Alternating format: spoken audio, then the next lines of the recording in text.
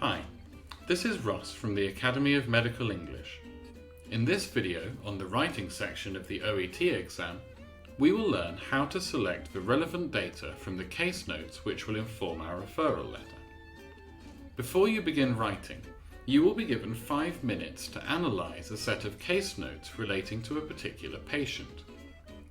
These notes contain a lot of information and can appear quite intimidating at first glance, so my aim today is to help you approach all this data in the most effective way. When you receive your writing paper, there are 2 key pieces of information you need to identify in those first 5 minutes. The first is who. Who will you be writing to? Is it a particular specialist, a nurse, or, for example, a physiotherapist? This information is easy to find and will be included in the wording of the task itself. Following on from this, the next big question you need to answer is what? What do you want them to do? And what information do they need to do it?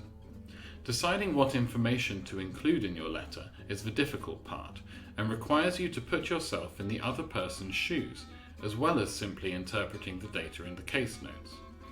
The information important to a cardiologist will likely be of less interest to a neurosurgeon. The information you will receive can be split into 3 categories. That which is vital, it relates directly to the referral. That which is relevant, in other words, it might be useful to the other person. And finally, information which is totally irrelevant and which we do not want to waste the person's time, not to mention your word count, writing about.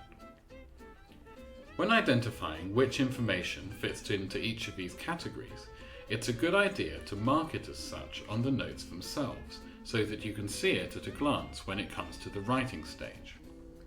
Okay, so let's take a look at a real writing task from the official OET website. The person we're writing to is a gastroenterologist, and we would like them to investigate this case with the aim of giving a definitive diagnosis. For this video, we will use a selection of the case notes provided. However, be aware that the full notes contain around twice as much information as we have here. What I would like you to do is pause the video and take about a minute to read the information on screen, deciding which parts are vital, relevant, or irrelevant for the purposes of our letter.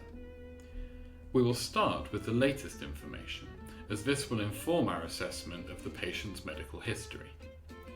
Please pause the video now.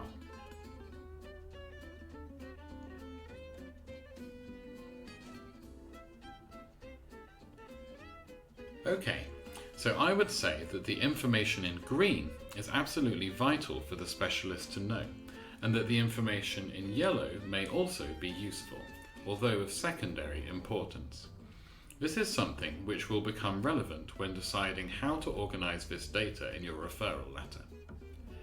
Now let's look at the medical history.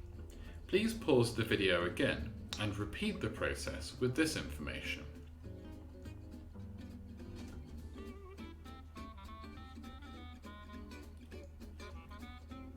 Okay, so here we can see that aside from the patient's name and age, most of this information is totally irrelevant to the case at hand.